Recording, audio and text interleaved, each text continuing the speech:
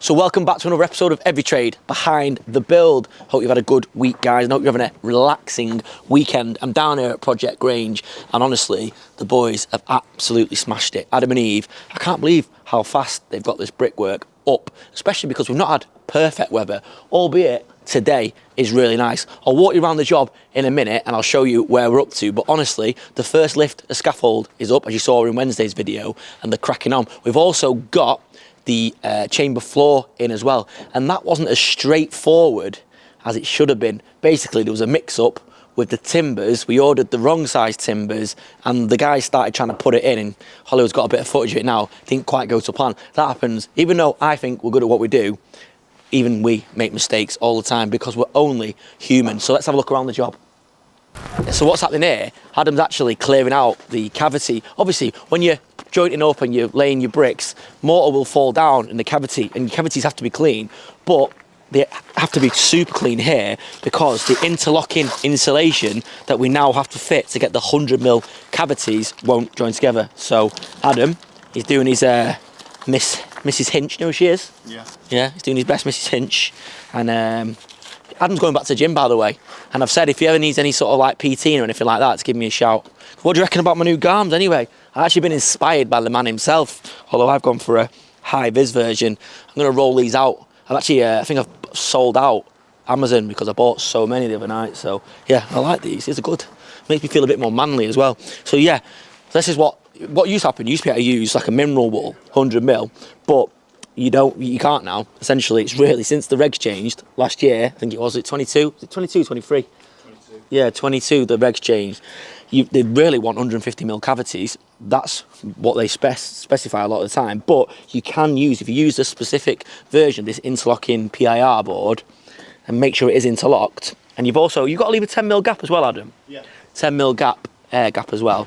That is compliant, and it gives you the sufficient thermal properties that you need. So yeah, but as you can see, the chamber's on as well, and this is good as well. This caber deck floor that they use now, it's got a peelable water protection, because obviously what used to happen, you used to put your chamber floor in and it used to get drenched. You could put visqueen over it and stuff like that, and then you'd obviously peel it back and it'd be knackered. So this stuff's great.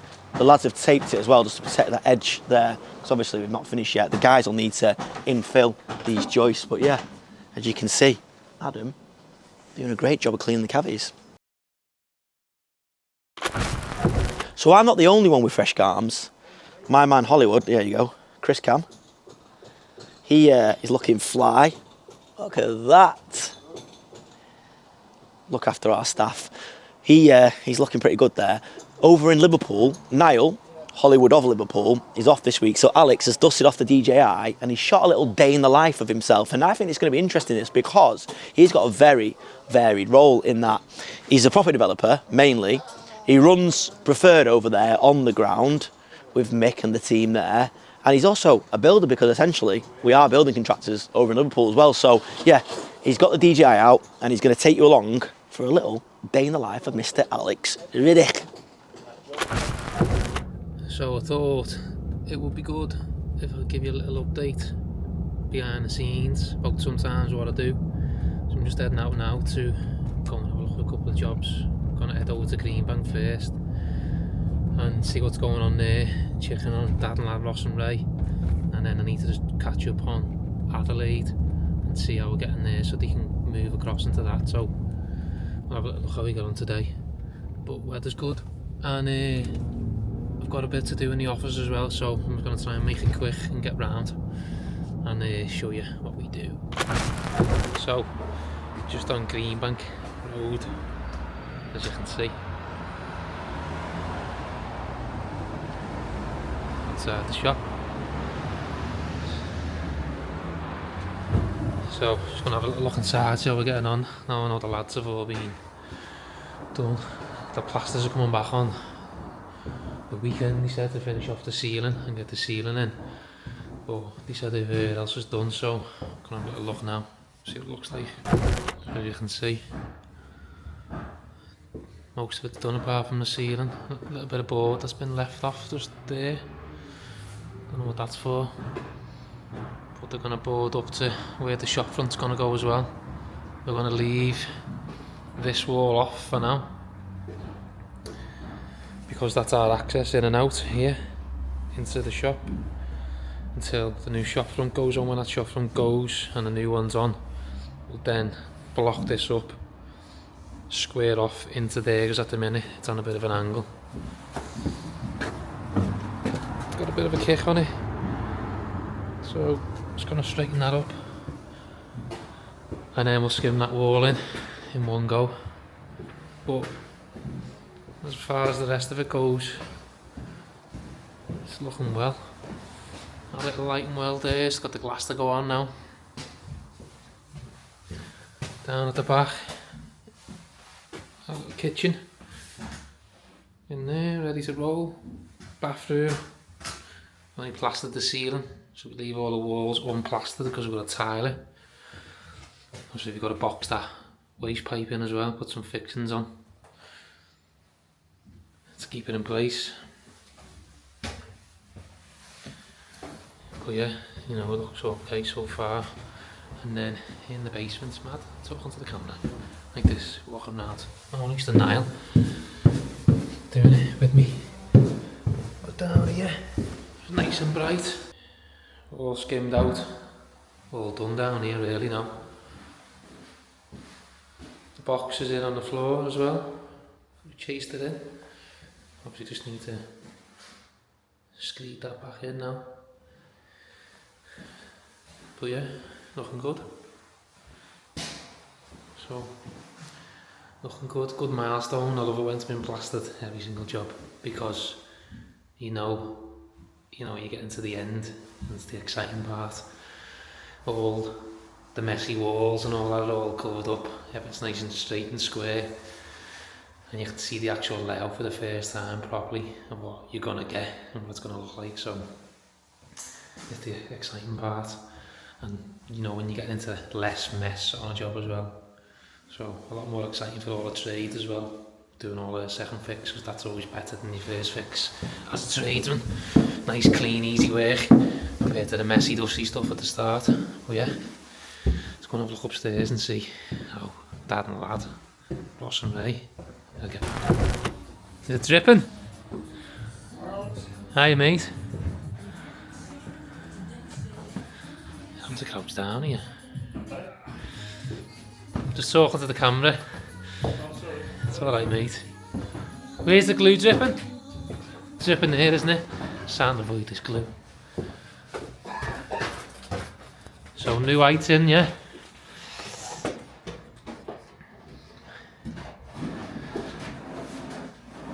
So you'll be done today, won't you? Yeah, finished. An hour or something. Knackered. Carrying the boards up. Is it nice and easy going in, yeah? Yeah, it's been alright. You'll see there as well, we've put a little well in where we're going to put the blinds once it gets formed in. Because above there will be a void anyway, no one will be standing there. But obviously we just put the timber on the wall to get catching for the plasterboard, and then we're going to box that in. So we'll keep the existing window height at the front, beat it with the blind in there, and it'll go well then. Make it into a bit of a finishing detail. Is that the leaves? Yeah, that'll be the eaves will be there, yeah. Because you won't go to the very end. I don't think, so far. I know you might do, you know. You might do. It's got quite a bit of space, yeah, but we'll just obviously put 4x2 or something in there to pick up the ceiling below. But yeah. Just stand around a bit.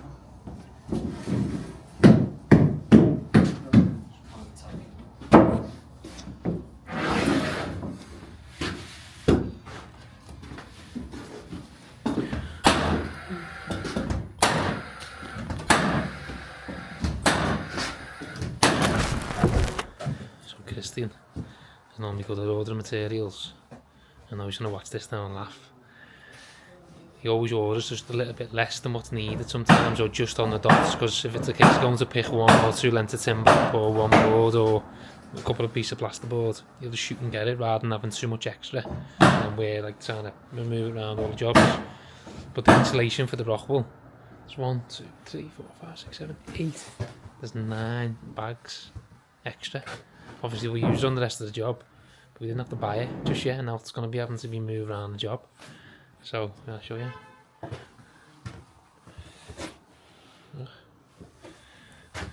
I'm not cheap them. I'm not cheap. So Mr. Christian, you need to do your measures properly there, mate. But yeah, all done. Ross and Ray cracking on. Good. I'm just going to head over to the next one now.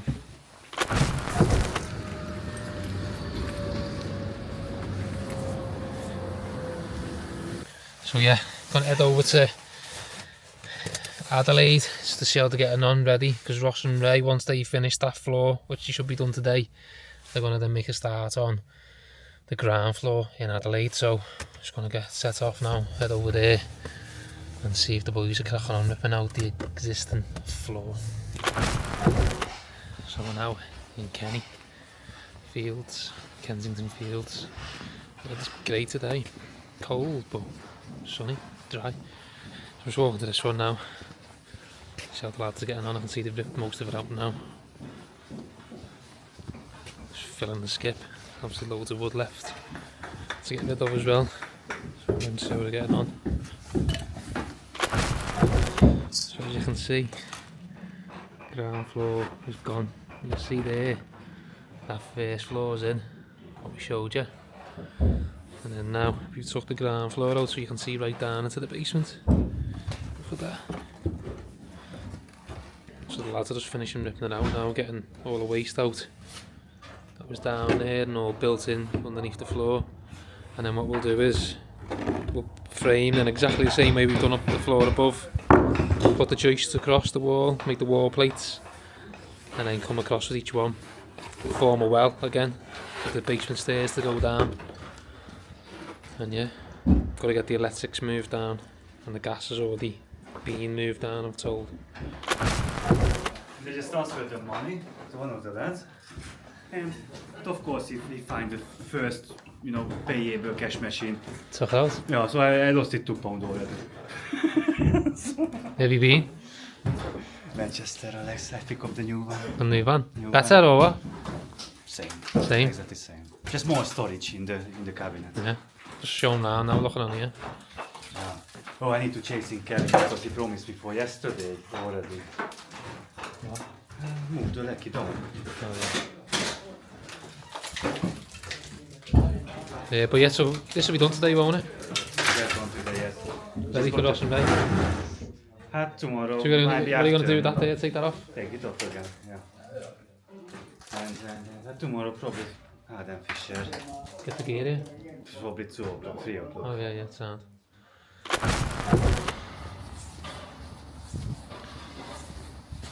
So, nice little update there today. As I say, I just wanted to try and nip round all the jobs that are important really, which is the Greenbank one, the Adelaide. Seen a couple of other little bits that are going on the maintenance side, but wasn't really worth filming for you. But just go and show you the main jobs there to give you an update, because I am going away the weekend on a business trip to Dubai. So it's a bit like a bit of a holiday as well, come business trip. So a little bit of both. I like it when it's a bit of in between, keeps your brain working, as well as having a little bit of time to relax and chill. But as I say, I still will be working, I'll be taking my laptop and stuff. I've got stuff I need to get on top of next week and address that can't be pushed back until the next week or can't be done now, so I need to just stay on top of things. And I always like to just still be a little bit responsive to the people who need me. Other things that can wait will wait, but as I say, it is going to be a working trip anyway, still, because I'm going for a bit of business. So yeah, so good little update there on Greenbank and Adelaide for you. Got to see a little bit behind the scenes. I might start doing a little bit more of this 2 camera. It's Matt speaking to the camera now, doing it and showing you a little bit more what goes on behind the scenes. So when Niall isn't with me and when the days where we're not together, I'll probably try and bring this out more and try and capture a little bit, so you can get a bit more rawness and feel for what's going on and what I do day to day when I'm dealing with stuff on site, and I capture a couple of little things. But I had a little bit of time to reflect as well. So I remember a couple of episodes ago, one of the subscribers who always comments as well, he commented saying Alex is living a dream, and at the time when I read it, I thought, didn't really think into it much, but now we've sort of got over the heavy summer and some of the stressful jobs are done, and we're working on nice easy jobs with no pressure now. It gives you time to reflect, and especially when you're getting ready to go away somewhere, you think about things. And when I first set out, and I was an electrician on site and I wanted to get into property, I thought, right, I'm going to get property, I'm going to start doing shooting HMOs, and that's it. I wanted 5, and that was it. I was still going to work on site, and things obviously led to where I am now. And my dream back then was to be able to have enough money not to have to work, that I would earn from property and business or whatever, be my own boss, do my own things, not have really anyone to answer to.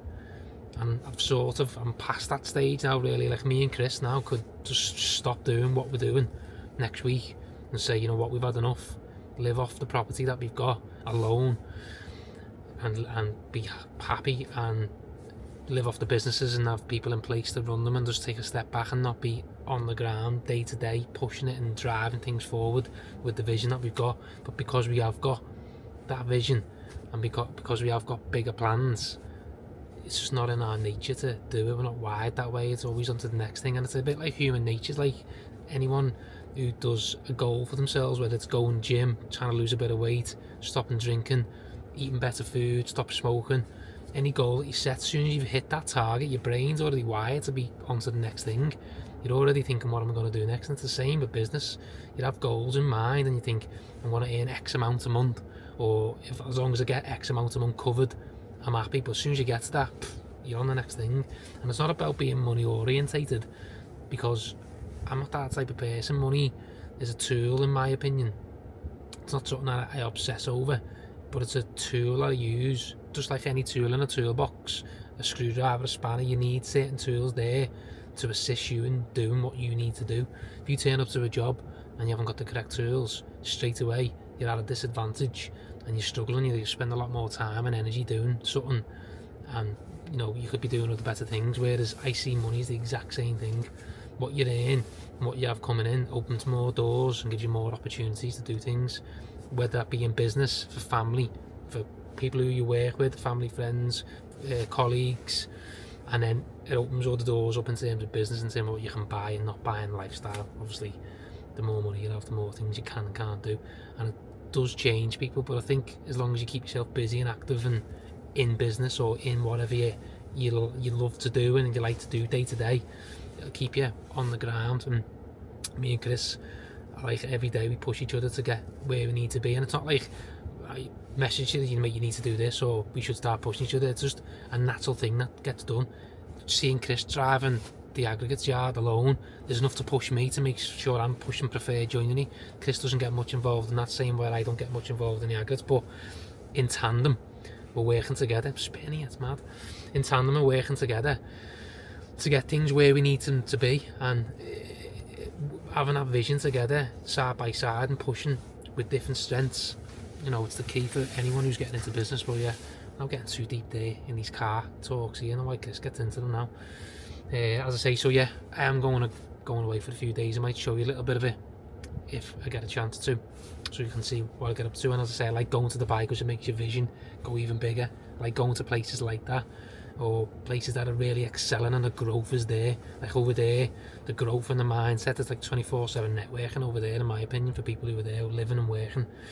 There's so much growth and so much opportunity out there, and I'd like to go there, bring a little bit back home and push on and go again. So yeah, so without that being said, you know what I'm going to say next. I'll hand you back over to Chris in Manchester. So this is my favourite bit of the process, structural work. I absolutely love doing structural work. When I first got into the game, I remember getting our first big knock through. It was taking a wall out in a basement, but essentially supporting a 3-story house. And I used to have like nightmares about it. Honestly, I remember I was so worried. I was ringing all builders that I knew, and they were like, weren't fazed by it at all. And I was like, how can you not be fazed by that? You know, you're taking out the supporting wall of a 3-story house and they're acting like it's nothing. But that's weird, all these years later, I don't even think about it. And I absolutely love anything to do with steel, fabrication, heavy structural. The more challenging a bit of structural is for me, the more I love it. This one actually is quite big structurally. We're taking out the whole back and side of the ground floor of the house. So you're holding up the house, but we found something a little bit interesting, and I'll tell you inside. Yeah, I really need to take the sunglasses off. I'm hanging on to the sunglasses for dear life. It is actually really sunny today. So we're inside now, and this is what I like to see. This is a genuine design and build project, i.e. the customer came to us with a blank brief. All they knew is that they needed to extend their home. We have then done the drawings, and it's brilliant seeing our logo on the page. And we're doing a lot. It's design and build. That means that essentially we can take something from an idea all the way through to them moving in. That is quite a powerful tool, I think. You see a lot of builders saying we offer design and build, and they actually don't really. I mean, but what is a bit of a quirk of this industry, is a lot of builders will know, is that customers don't realise sometimes that they need drawings. They just think a builder can come and build them an extension, and that's it. We get it quite a lot where they go, I was like, okay, we'll come have a look. Where are your drawings? We haven't got any. And I was like, okay, we need drawings. Well, can't you just give us a price? Well, no, because could you build me a car without plans or not knowing what you're actually putting together? Like, well, can't you give us a rough price? And I don't do it. I used to in the early days, but all you're doing is mismanaging expectations. But yeah, I love it. It's amazing seeing. Oh, we've also looked after the structural calcs on this as well. So this customer hasn't had to go anywhere else. It's brilliant. But listen to this. Might not come across on the microphone, but what we've discovered in this house, if we go 360, Mr. Hollywood, is this house is timber framed. Not in the old or in the new version of timber frame, but everyone's trying to build passive houses, which basically means they're like absolute sweat boxes and they're really thermal efficient. But this is the old school timber frame construction. So this whole estate, I know it because it's near where I live and near where I grew up. It was built in the 80s. And in the 80s, I think there was a bit of a rush on timber frame houses. Everyone was having it, but it's not that. I mean, you look at the insulation, it wasn't great. So I don't know what this was like thermally, this house. But yeah, so what that does, we didn't know this before we did the structural calcs. What that does is makes the structural work a bit more interesting. We'll talk about that a bit more down the line. I really want to try and bring every element of this build to you. So yeah, but it's made it a little bit more, I wouldn't say easier. I mean, yeah, there might be less load, but it's actually made it a bit more challenging for the guys to get all the levels to work. When you're doing a 2-story extension, you've really got to think about the levels. You've got to get the floor running through right, the ground floor running through right. You make a mistake and you put a floor in too high or too low, and you've got big problems, which we nearly did this week. So yeah, the guys are coming inside, the customer's now vacated the house. What we're trying to do is keep the customer in the house for as long as possible. So we'll do as much of the brickwork as possible to the point where they have to go because it's unsafe, or it'll slow us down. So yeah, we're cracking on now. It blows my mind that sometimes customers think they can still live in the house whilst you're doing major structural work and building work of any type, really. It just slows everyone down. It's also a risk, and I know it's expensive that people have to move out and not everyone's got a place to go, and I have done jobs where the customer does live in the house, but when it's like this where it's affecting the entire house, the ground floor is gone basically, it's going to be completely out of action, we insist upon it, and I actually say, and I'll turn the job down if the customer won't play ball. It's just not right for anyone. We'll lose money, they'll get frustrated, they don't get on with us, and it just never ends well. A customer and a builder needs to try and get on, because what's the point of falling out with your customers? It makes nobody happy in the long run, and the job, you might do a brilliant job, and at the end they go, yeah, you know what, did a good job, but we didn't get on very well with them. So I try my hardest to instill into our guys a positive relationship. Work should be fun.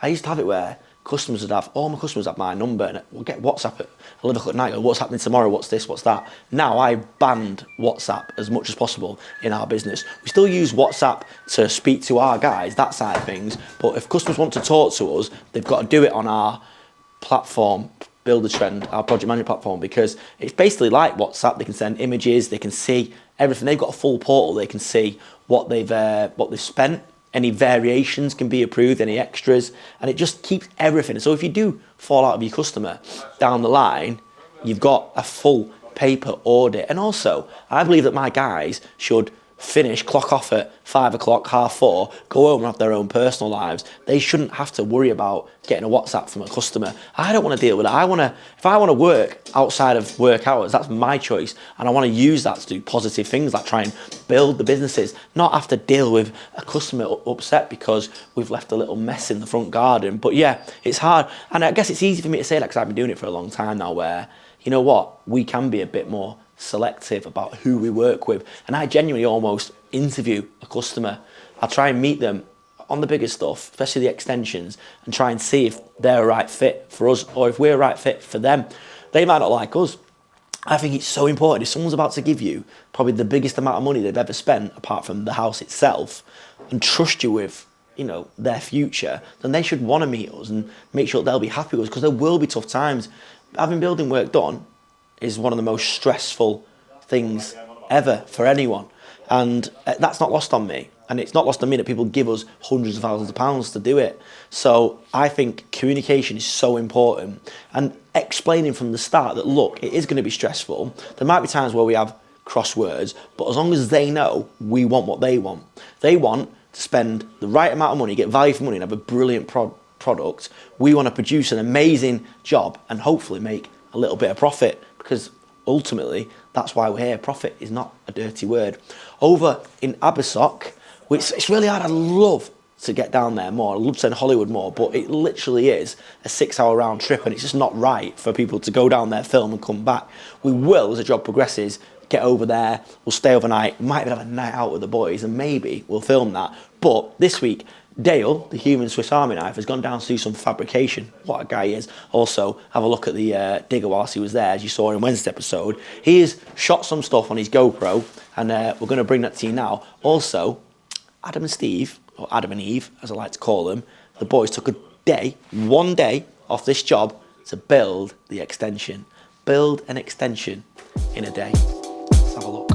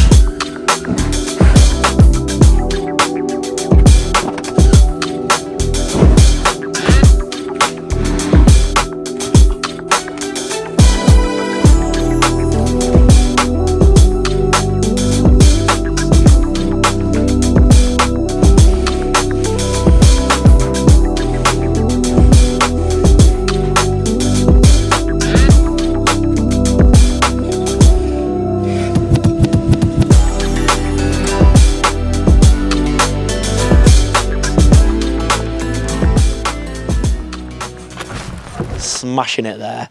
Sometimes I need to try and slow them down so we can get the next job lined up for them. But no, I don't ever want anyone to slow down, because in this game, time is money. So I'm gonna go back to the office now. It's my favourite stroke not favourite day, payday, Friday. But if you don't pay your lads, then you haven't got a product on the shelf, have you? And I happily pay these boys for making progress like that. Honestly, customers buzz in, neighbours are relatively happy after a shaky start. I'm obviously buzzing. They're happy because they're on price, and that's how they work. They're you know, they're incentivized to get the job done, but they don't compromise on quality. Everyone's happy. I love Adam and Eve and Mike. What a team! Right, back to the office.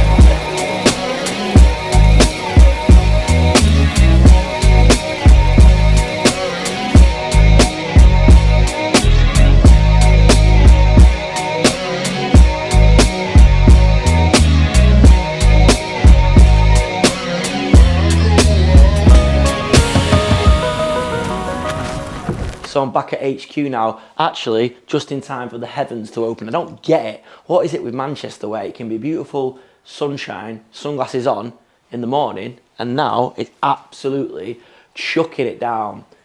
Dale, this human Swiss Army knife, he's back. He's at his desk, man. Well, he's at Hollywood's desk, the little hot desk we've got. You've been had a bit of an admin day today, haven't you? Yeah. You have. So, you guys might know, I've talked about it before, Danny, who is Welder Faber's sponsor, his company, Transparts. I think they call it Auto Vault on there. He's got a few different companies. I've met him.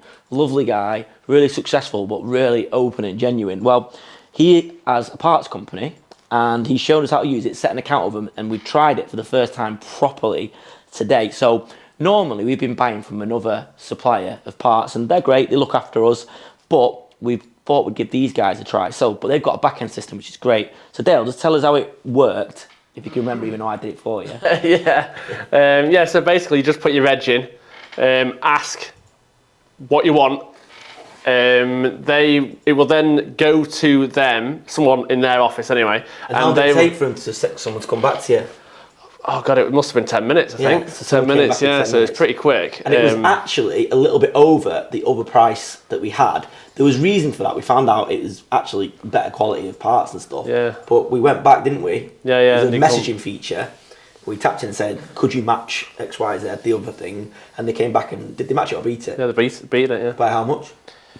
I think it was about 30 quid. And the order was only about 120 quid. Yeah. So it's quite a lot. And it turns out they're better parts. Yeah, the better. So they're more the high-end parts. So yeah, loads better than the cheaper stuff.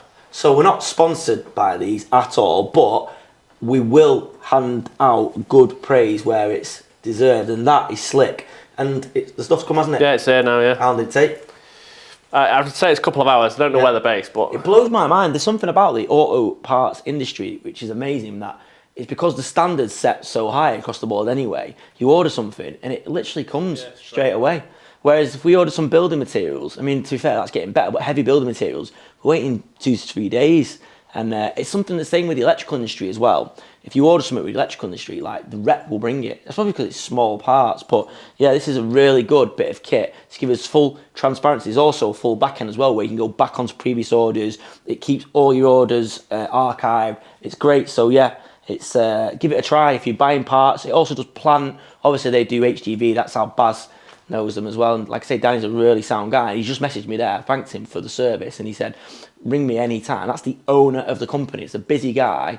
You know, they're a multi-million-pound company. He's saying, ring me anytime, don't worry about it, and we'll help you out. So yeah, but speaking of sponsors, it's actually, I joked at the start of the episode that we're now sponsored by Greggs. Obviously we're not, even though I basically am. However, we are now being offered quite a few sponsorship deals. Nothing big, nothing to write home about, but as much as we need to monetize this because we need to pay the extortionate wages that Hollywood gets paid, and obviously Niall, and we're probably spending getting close to a couple of grand an episode. If you add in mine and Alex's time, it's probably even more. However, we're determined to do a good job and bring it to you guys every week. And eventually it would be nice to get some kind of sponsorship just to basically cover our costs, because really we think that it's paying dividends, is getting to know people that are watching, making contacts, getting work. The grab side's grown because of YouTube, and it's given us a really powerful platform. It is, it blows my mind that I'm speaking to potentially a stadium, a small stadium, full of people. I think I said in Wednesday's well, maybe I didn't, but I went to Stockport County with Parker, and I just filmed it because the announcer said that today's attendance is 9,800 and something. It was really at capacity, and I filmed it, I thought, wow, that many people watch our episodes. And then some of the episodes, it's even more. When you think of the likes of Dave from D&J and Asheville, they're getting enough to fill like multiple football stadiums. Unbelievable. But yeah, I think with the sponsorship thing, eventually we might work with some brands, but we're not doing it for that reason, to be honest. It'd be nice to cover our costs, like I've said, but I'm not doing it for that because, we make our money elsewhere. We're happy with our business. As long as our business is growing, then we're happy. So yeah, it's what I don't want to do is work with people that we don't believe in. Like a couple of the ones that we've had, and I don't see what value we can offer. Although there's been a couple of suppliers that we work with that have offered to sponsor some of the episodes. So yeah, I'll have a look at that, but it's not a priority, and we're not going to sell out just yet. Here we've got a little gift for our heating engineer, Alex, who I think he's been in a couple of episodes. Just had a beautiful baby girl, so we try and look after our guys. We're going to send that out to him. But yeah, busy little day, busy little week.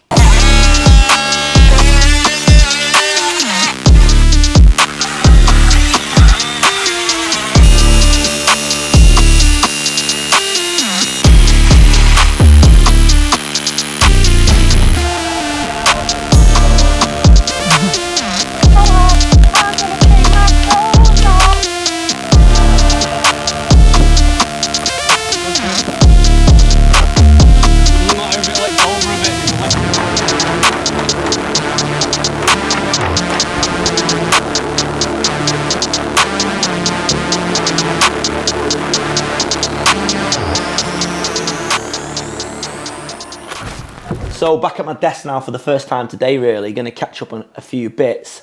I've got some plans to do, which I'll bring you down the line. Can't talk about them just yet. Also, got a new notebook. This notebook cost me a wedge, but I love to start a new notebook. And this time I've gone for an accounting one because I like the idea of being able to tick it off or write figures in the margins. You just cannot beat a nice new black and red. So I'm ready to retire this notebook. But what I always do, I always keep my notebooks and archive them. I'm that nerdy because you never know when you need to go back. And if I actually go in this drawer here, oh, that's a Man United programme.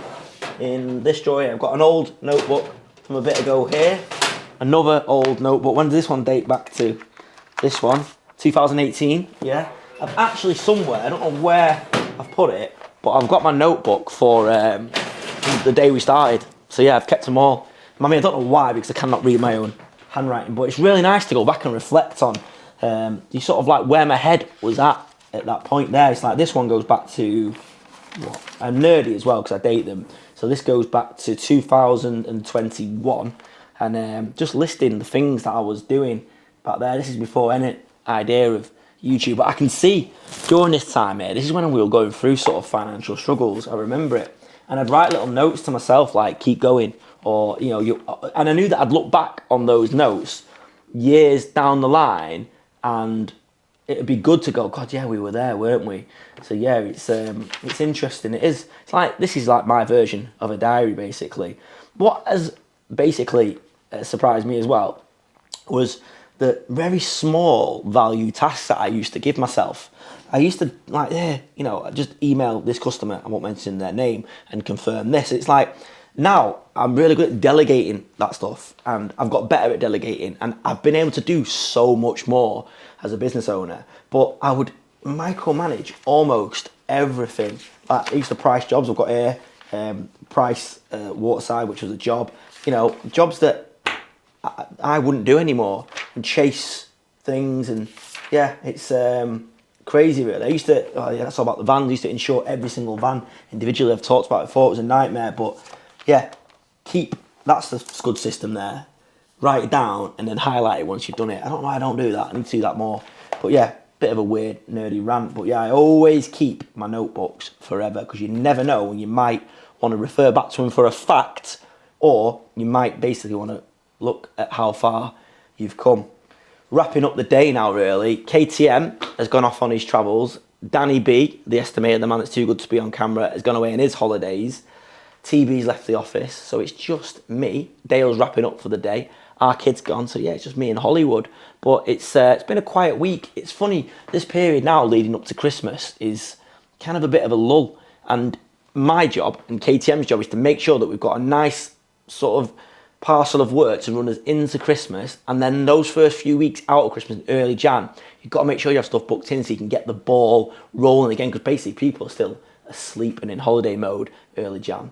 So yeah, that's what I'm trying to do now. We're trying to plan ahead for next year. We've got some jobs booked in for next year, which is great, but not enough. So what I'm going to do next week is really bang the drum and try and get some more work in for next year, and I'll talk to you about how I do that next week. Okay, that's it. Hope you've had a nice weekend, guys. Enjoy the rest of your Sunday. Come back on Wednesday where there'll be more action. To my friend that says we talk too much, I'm sorry if some of these episodes are a bit talky.